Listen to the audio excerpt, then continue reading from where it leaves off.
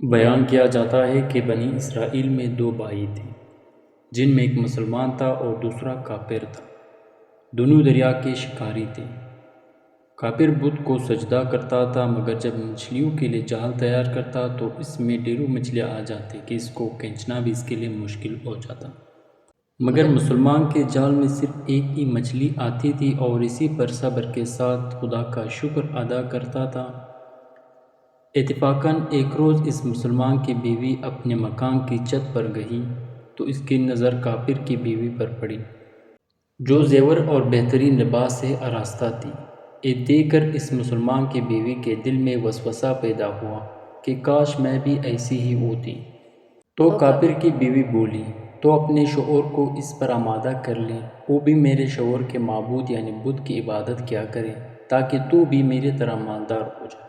یہ سن کر مسلمان بھائی کی بیوی کچھ غمزدہ سی ہو کر نیچے آئی، اور جب اس کا شوہر گھر آیا تو اس نے بیوی کا حال متغیر دیکھ کر دریافت کیا آخر کیا بات ہے جس سے تو اس قدر غم زدہ معلوم ہوتی ہے۔ تو وہ کہنے لگی، بس میاں، یا تو تم مجھے طلاق دے دو یا اپنے بھائی کے معبود کی عبادت شروع کر دو۔ یہ سن کر اس کے شوہر نے کہا، خدا کی بندی تو خدا سے نہیں ڈرتی، ایمان کی دولت ملنے کے بعد ایک کفر کی باتیں کرتی ہے۔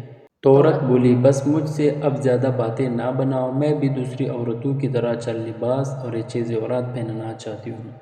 جب اس مرد مومن نے دیکھا کہ یہ عورت ضد پر اتر رہی ہے اور اس کا اصرار حد سے بڑھ چکا ہے تو اس نے عورت کو تسلی دی، کہا، اچھا گھبرانے کی ضرورت نہیں ہے، میں کل سے کاریگروں اور مزدوروں میں جا کر محنت کر کے تجھے روزانہ 2 درہم دیتا رہوں گا، تو اس سے اپنی حالت درست کر لینا۔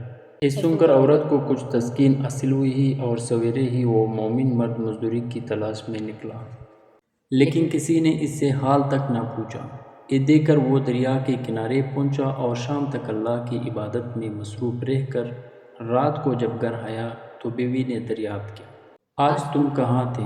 وہ کہنے لگا، میں بادشاہ کی خدمت میں مصروف تھا، اس نے مجھ سے 30 دن کام کرنے کی شرط کی ہے۔ عورت نے کہا کہ آخر وہ بادشاہ تم کو کیا دے گا؟ تو اس نے جواب دیا کہ میرا بادشاہ بڑا کریم ہے اور اس کے خزانے مال و دولت سے بھرے ہوئے ہیں، وہ مجھے وہ دے گا جو میں چاہوں گا۔ چنانچہ اسی طرح برابر وہ اپنے معبود برحق کی عبادت میں مصروف رہا۔ اور 30ویں رات ہوئی تو بیوی نے کہا، سنو میاں، اگر کل تم نے مجھے مزدوری لا کر نہ دی تو تم مجھے لازمی طلاق دے دینا۔ یہ سن کر اس کو اس قدر پریشانی لاحق ہوئی اور 30ویں صبح کو اس نے ایک یہودی سے کہا، کیا تم مجھے مزدوری پر لگا لو گے؟ یہ سن کر یہودی کہنے لگا کہ ہاں، تم کو مزدوری تو مل جائے گی، لیکن شرط یہ ہے کہ میرے پاس تمہارے کھانے پینے کا کوئی انتظام نہ ہوگا۔ چنانچہ وہ مرد مومن روزے کی نیت کر کے یہودی کے ساتھ ہو لیا۔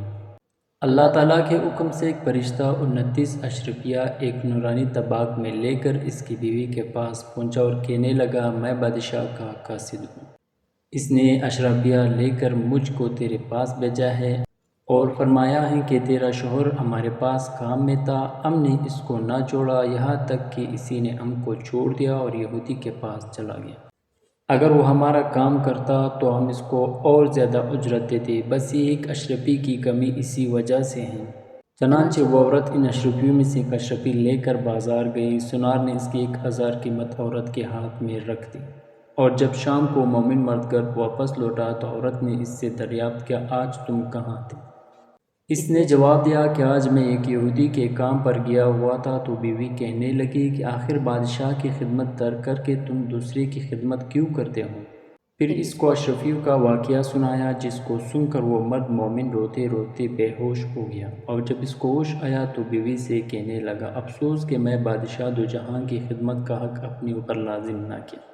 اس کے بعد اس شخص نے عورت کو چھوڑ دیا اور پہاڑوں پر چلا گیا، جہاں خدا کی عبادت میں مصروف رہ کر اس کا انتقال ہو گیا۔